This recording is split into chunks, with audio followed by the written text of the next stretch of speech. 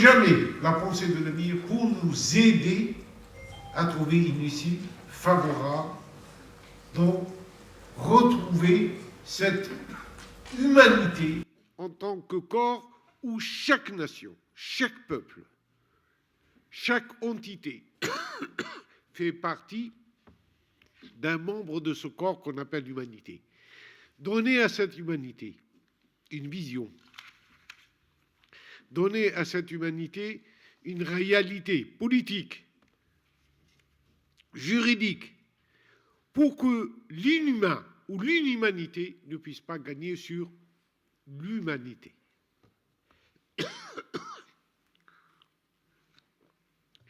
Et moi, je voudrais surtout dire ici que ce message s'adresse d'abord à nos jeunes. Nous sommes dans une université, Sciences Po, qui prépare les hommes de demain, les gestionnaires de demain. Je souhaiterais que ce message ou cette graine soit semée dans le cœur de notre jeunesse, dans la conscience de notre jeunesse. Nous, les adultes, nous avons failli à cette mission. Je le reconnais devant vous. Nous avons failli à cette mission. Mais nous avons peut-être essayé de donner une direction.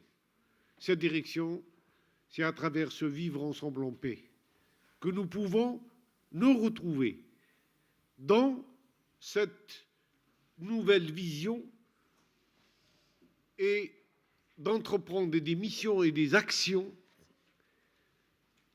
Sinon, ce retour vers le chacun pour soi, ce repli, ces peurs peuvent susciter, comme elles ont suscité au début du XXe siècle, des catastrophes à l'échelle mondiale.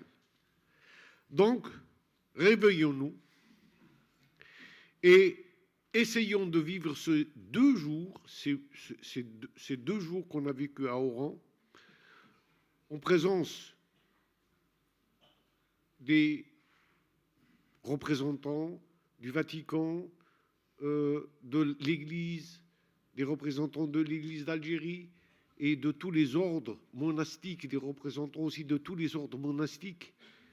Il y avait plus de 1500 personnes et les moments partagés à la cathédrale, à la mosquée et au moment de la béatification à la chapelle de Santa Cruz qui domine la ville.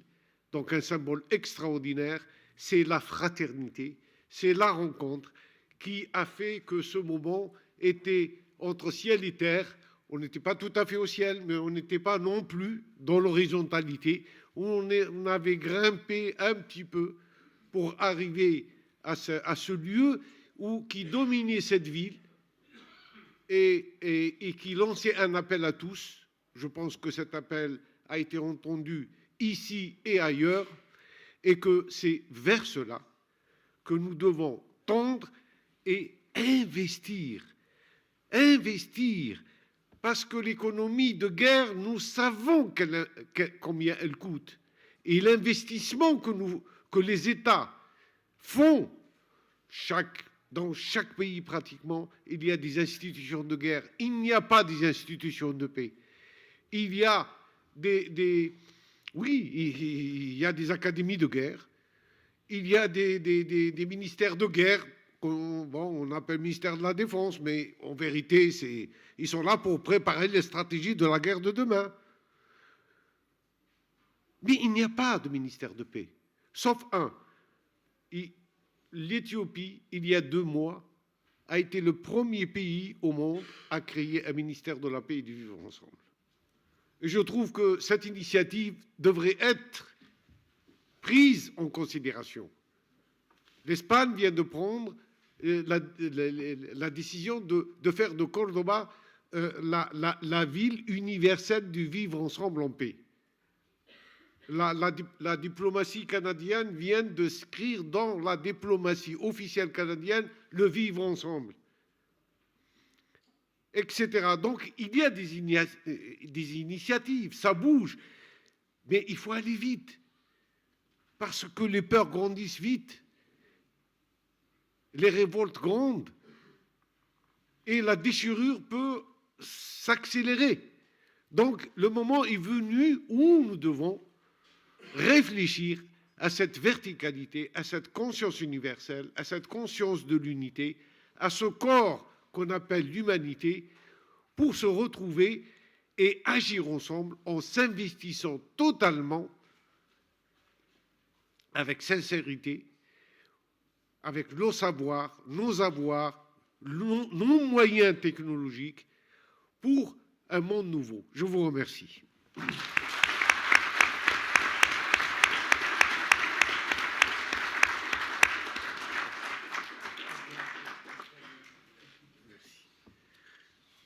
Merci, cher Bentounès. Le moment est venu, donc, pour le public de poser des questions. C'est le moment du débat.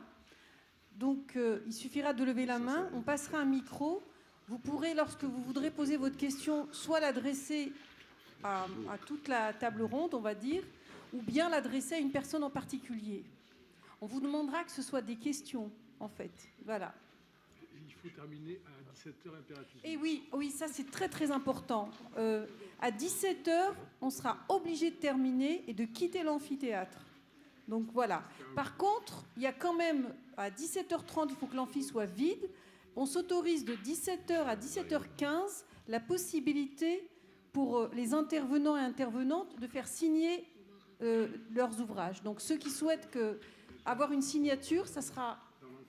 Oui, dans l'amphi, c'est prévu. Oui, on a eu l'accord, oui. Oui, voilà. C'est pour ça qu'on n'a pas prévenu. On vient d'avoir l'accord, donc c'est possible. Voilà. Donc on compte sur vous, sur nous. Donc je vois déjà une question là-bas.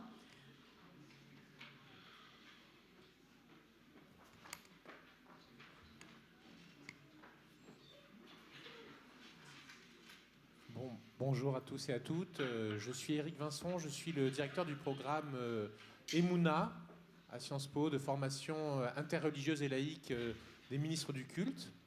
Et par ailleurs, je suis aussi délégué général de l'association Démocratie et Spiritualité. Et ma question est toute simple, c'est quel était le rapport de l'émir à la démocratie? Est-ce que, compte tenu de son époque, voilà, c'est un homme du XIXe siècle, vous nous avez montré excellemment les uns et les autres ces liens avec l'idée d'humanité, de spiritualité, d'universalité, mais l'idée de démocratie. Est-ce un anachronisme de faire de Abdelkader un démocrate, ou est-ce qu'au contraire, il pourrait être le pionnier de ce que j'appelle les spirituels démocrates, dont les fleurons sont Gandhi, Luther King, Václav Havel, le Dalai Lama. Voilà, je vous remercie. Moi, je ne vais pas répondre à la question, juste vous dire que je sais qu'il avait été très choqué du traitement qu'on faisait à Napoléon III, et notamment en Algérie, au buste de Napoléon III qui était complètement saccagé par les colons. Et donc, il n'acceptait pas qu'on manque de respect comme ça à une autorité monarchique. Voilà, après, c'était juste ce que je savais. Mais... Ahmed, peut-être, excusez-moi, une question fondamentale. Oui, c'est une question. Jean-Pierre Chevènement m'a dit que c'est peut-être à vous de répondre. Le chien me regardait. Moi, j'ai dit non, je pense qu'Aïssa m'a peut-être quelque chose à dire. Non, on peut dire quelque chose. L'émir a été élevé, éduqué dans une culture différente. Et pour lui, la démocratie, c'est son appel. L'allusion où je trouve qu'il y a une correspondance, c'est l'appel qu'il va faire à l'Empire ottoman.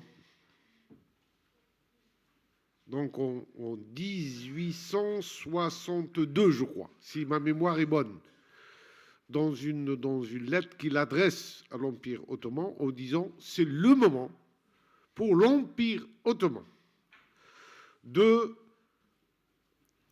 rencontrer, échanger avec l'Europe au niveau des institutions politiques. Il ne dit pas des institutions démocratiques, parce qu'il n'y avait peut-être pas ce mot à cette époque-là, mais il dit les institutions politiques, pour construire un avenir prometteur, pour entre l'islam et l'Occident, ou entre l'islam et à l'époque et la chrétienté.